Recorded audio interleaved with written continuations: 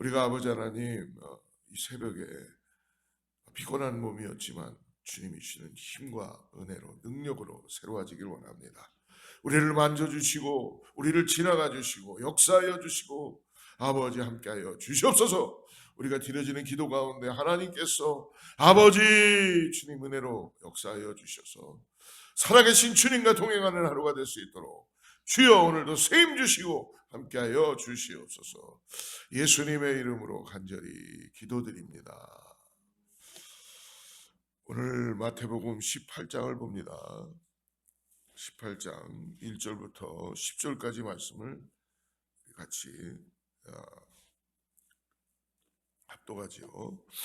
마태복음 18장 1절에서 10절까지 말씀입니다. 같이 합독합니다. 그때의 제자들이 예수께 나와 이르되 천국에서는 누가 크니까?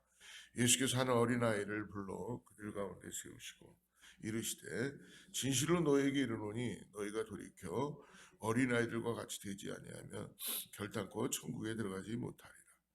그러므로 누구든지 이 어린아이와 같이 자기를 낮추는 사람이 천국에서 큰 자니라. 또 누구든지 내 이름으로 이런 어린아이 하나를 영접하면 곧 나를 영접함이니 누구든지 나를 믿는 이 작은 자 중 하나를 실족하게 하면 차라리 연자 맷돌이 그 목에 달려서 깊은 바다에 빠뜨려지는 것이 나으리라. 실족하게 하는 일들이 있으므로 말미암아 세상에 화가 있도다. 실족하게 하는 일이 없을 수는 없으나 실족하게 하는 그 사람에게는 화가 있도다. 만일 내 손이나 내 발이 너를 범죄하게 하거든 찍어 내버리라. 장애인이나 다리 저는 자로 영생에 들어가는 것이 두 손과 두 발을 가지고 영원한 불에 던져지는 것보다 나으니라.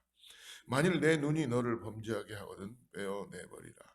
한 눈으로 영생에 들어가는 것이 두 눈을 가지고 지옥불에 던져지는 것보다 나으니라. 삼가 이 작은 자 중에 하나도 없이 여기지 말라. 너희에게 말하노니 그들의 천사들이 하늘에서 하늘에 계신 내 아버지의 얼굴을 항상 배옵느니라. 아멘. 예수님께서 공생애를 시작하시고 이제 시간이 지날수록 바리새인, 제사장, 서기관 등 유대인들에게 배척을 당하십니다.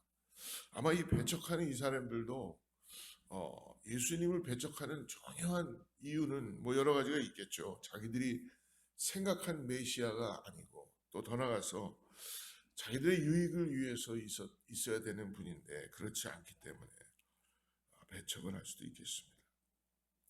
근데 처음에는 예수님께서 행하시는 표적을 보고 혹 자신들이 오랫동안 기다리던 메시아가 아닌가 생각했을 거예요.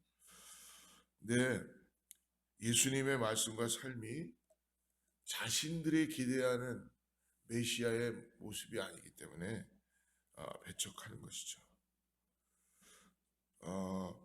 예수님께서는 사람들에게 따돌림을 당하고 배척을 당하고 그리고 더 나아가서 또 침배침을 당하고 인정을 못 받았던 중요한 이유, 그것은 아마 하나님은 이미 예수님께서 그런 일들을 당하실 것을 다 아셨겠죠. 그러나 육신을 입고 계신 예수님은 아마 많이 힘드셨을 것입니다. 고난 가운데.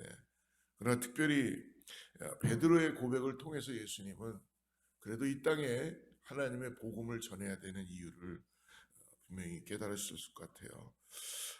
특별히 16장 16절 우리가 지난주에 나누게 됐는데요. 주는 그리스도시요 살아계신 하나님의 아들이시니다. 이거를 우리 기독교인들은 항상 잊지 말아야 될 줄 믿습니다. 우리의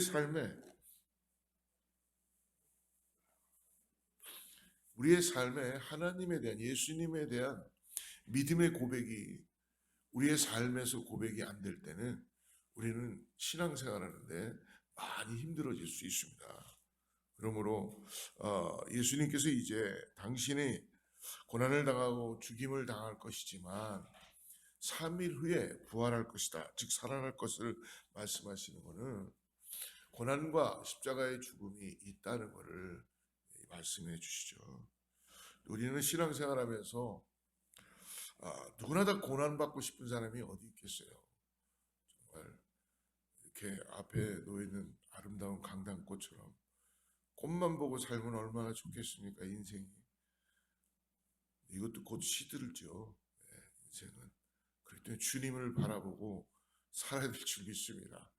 꽃은 잠시 이렇게 우리를 뭔가 새롭게 해주고 할지 모르지만 결국 이 꽃을 통해서 이 만드신 주님을 우리가 믿음으로 바라보고 나가야 될 줄 믿습니다.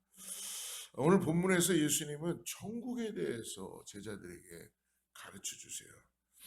즉 어린아이처럼 되지 말라라고 그렇게 가르쳐 주시죠. 어린아이처럼. 요즘 뭐 어린아이 무시하면 큰일 나는 세상입니다. 요즘 어린아이가 어른보다 더 나은 대접을 받는 세상이죠. 그죠? 어린아이들. 근데 너무 또 어른 위아래가 없이 세상이 그렇게 또 돌아가는 것 같아서 그런 거에 대한 좀 잘 좀 해야 될 것 같습니다. 근데 예수님은 왜 어린아이를 오늘 천국을 제자들에게 말씀해 주면서 어린아이들을 비교하셨을까? 흔히 이 시대에는요, 어린이들은 지식이나 지혜나 경험이 부족한 존재로 죄송하지만 그렇게 인정해 주지 않았어요. 그러니까 어떻게 보면은 수에도 들어가지 않았다는 거죠. 카운팅 할 때. 그래서 어린아이와 특히 여성들, 사람 수를 셀 때 포함도 하지 않았던 그런 문화였습니다. 그래서 대접을 받지 못하는 존재였죠. 그래서 예수님께서는 오늘 본문에서 그거를 비교하시면서 얘기해 주시는 거예요. 어린이를 높이셨기 때문에 오늘 본문은 어떻게 보면은 우리들에게 조금 이해할 때에 어린이는 이렇게 연약하니까 감싸야 되고 어린이는 뭔가 그 미닝이 아니라 그 시대에 카운팅도 되지 않았고 대우도 받지 못했던 그러한 아이들, 낮은 자의 모습이 있어야 된다라는 거예요. 요즘 우리가 그런 모습으로 있다면은 누가 그 길을 그런 대우를 받고 싶겠어요. 근데 여러분 오늘 그렇게 말씀하세요. 저도 참 이렇게 말씀을 전하면서 이게 참 쉽지는 않구나. 네. 결국 어린아이들 예수님 말씀하시는 어린이에 빗대어 말씀하시는 중요한 단어는 그러니까 겸손과 믿음인 것 같아요. 예수님은 이 땅에 오셔서 겸손하실 필요가 없으신 분이었죠. 그러나 스스로 겸손해지시기로 결정하셨어요. 여러분 우리가 예수님이 이 땅에 오셔서 하나님의 구원의 역사를 이루시기 위하여 오셨기 때문에 우리가 생각하는 왕의 모습으로 결코 오시지 않았다는 걸 다시 우리에게 이 아침에 깨닫게 해주십니다. 어린아이와 같은 믿음을 갖는다는 것 무엇을 의미하는가? 오늘 말씀을 보니까 제자들은 오해하고 있어요. 1절을 보십시오. 1절. 하늘나라에서는 누가 가장 큰 사람입니까? 라고 물어보죠. 이 질문이 제자들이 어떤 미닝으로 갖고 있냐면 저희도 마찬가지겠죠. 지혜로운 사람들을 온전하게 신뢰하잖아요. 그죠? 근데 뭐 어린아이가 갑자기 와갖고 부모님 아침에 일찍 일어나서 제가 이제부터 부모님을 먹여 살리겠습니다. 딴난 아이가 와가지고 그건 어린아이의 좀 이상하죠. 그죠? 우리 손자들이 와가지고 우리 박영희 집사님 할머니 내가 오늘부터 할머니를 먹여 살릴게요. 하지 마세요. 막 이러면 좀 이상하잖아요. 그렇죠. 아이들은 힘이 없고 연약하니까 돌봐줘야 되고 그리고 부모님들이 끝까지 신뢰하고 가죠. 그래서 아마 우리 손자들이나 자녀들은 힘들고 어려울 때 누굴 찾아보나요? 저도 지금 내 어머니가 아마 육신의 어머니가 살아계시다면 힘들고 어려울 때 제가 제일 많이 했던 건 공부할 때도 결혼하고 나서도 마찬가지예요. 우리 아내하고 좀 안 좋으면 제일 먼저 전화하는 게 어머니예요. 어머니는 그냥 무장 해제되시고 다 받아줘요. 네. 그리고 나중에 더 빨리 가라 그래요. 그러니까 어머니는 내가 신뢰할 수 있는 당연히 예수님을 신뢰하지만 보여지는 어머님은 그냥 마음에 내가 투정도 하고 저분은 나를 다 받아주실 것이다. 어린아이들 마음이 그렇다는 거예요. 여러분, 우리가 이 땅을 살면서 누구를 신뢰합니까? 나는 지금 육신의 어머니를 이야기했지만 실질적으로 우리 주님을 신뢰하지요. 그리고 또 우리는 주님 앞에 어린아이와 같은 모습으로 항상 나아갈 수 있는 줄 믿습니다. 그래서 베드로전서 5장 7절에 베드로 사도가 이렇게 고백합니다. 너희 염려를 다 주께 맡기라. 이는 그가 너희를 돌보십니다. 할렐루야. 우리를 돌보시고 붙드시는 하나님을 오늘도 어린아이와 같이 겸손하게 믿고 따르는 주님의 백성들 되시기를 축복합니다. 근데 주님 앞에 나와서 여러분, 죄송한 표현이지만 폼 잡을 필요 없어요.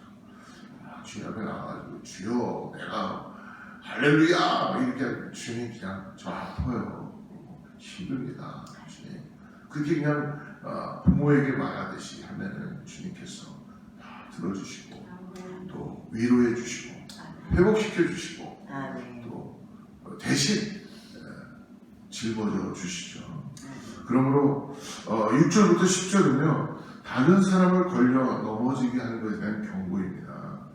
예수님은 이 소자 중 하나를 걸려 넘어지게 하는 것보다 차라리 연자맷돌을 목에 걸고 바다에 던져지는 것이 낫다라고 말씀하시죠. 6절에요.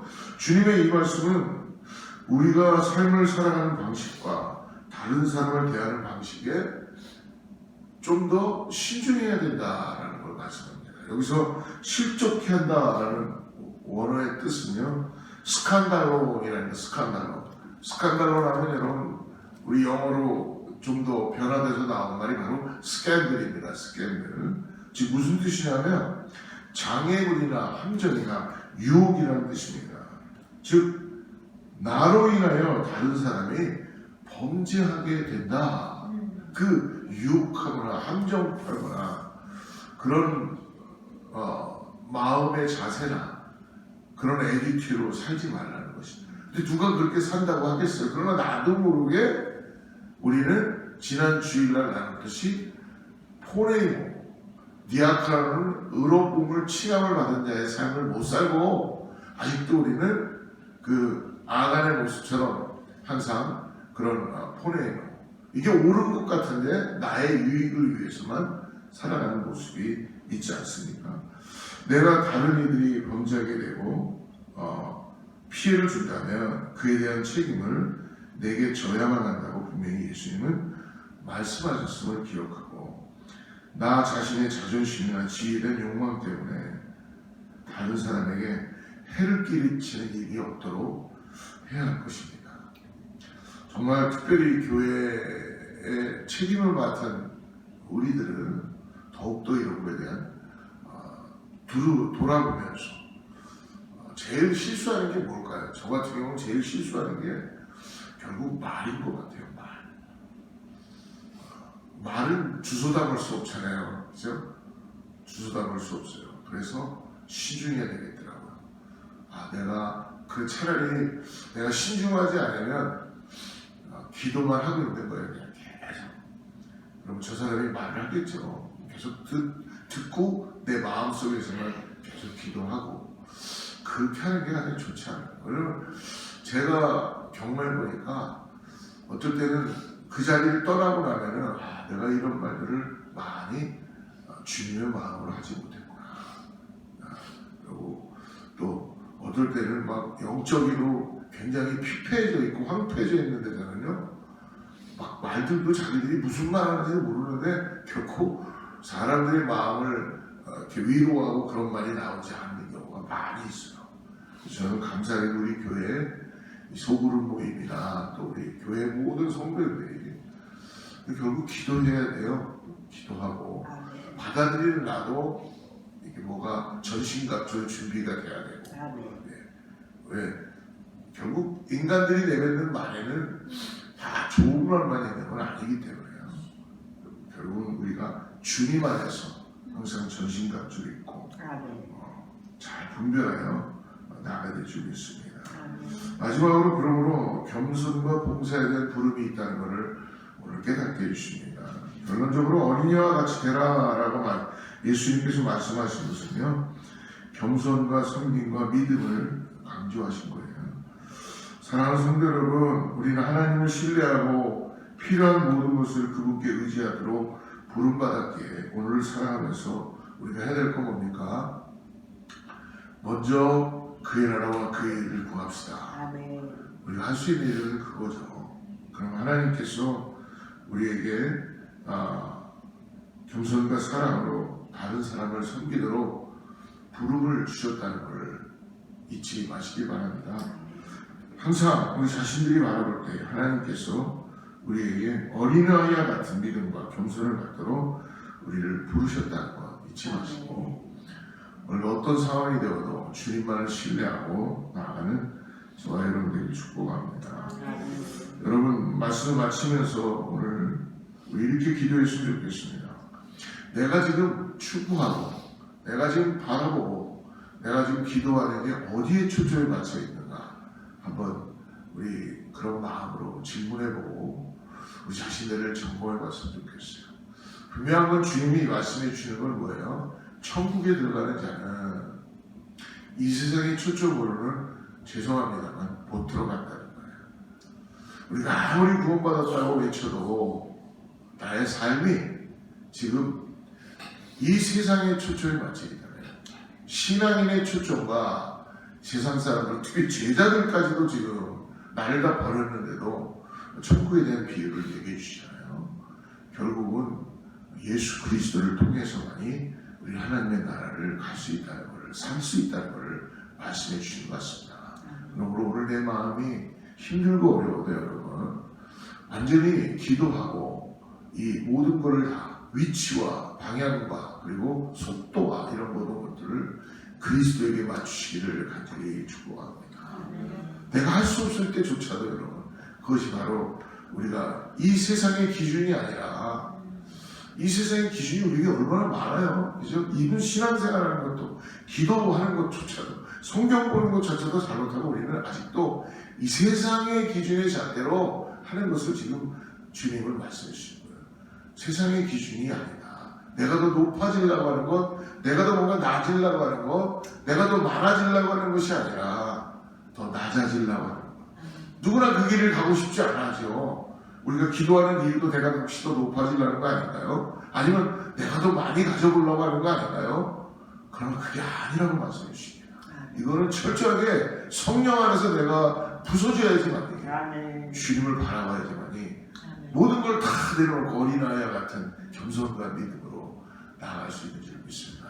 너무 멋있는 것 같아요.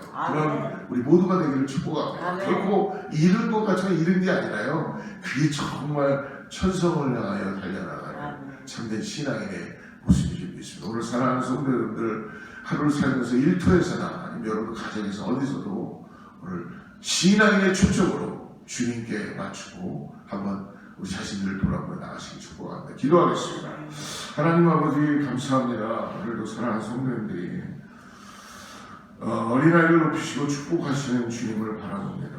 우리에게도 어린아이처럼 겸손하고 하나님을 온전히 신뢰하는 그 말씀을 주심으로, 주여 오늘 주님만을 바라보고 내 자신을 낮추고 모든 염려와 걱정을 주님께 맡기고 믿음으로 나아갑니다. 오늘 주어진 일에 주님, 내가 불평하고 불만하고 불안해하는 것이 아니라 주어진 삶에서 주님을 의지하고 감사하며 나아갈 수 있게 하여 주시옵소서. 사랑하는 성도들을 오늘도 아버지 주님의 은혜로 지켜주셔서, 안위하여 주셔서 아버지 긍휼을 베풀어 주시고 주님과 함께 동행함으로 주님의 힘으로 살아갈 수 있도록 역사하여 주시옵소서. 예수님의 이름으로 간절히 기도드립니다.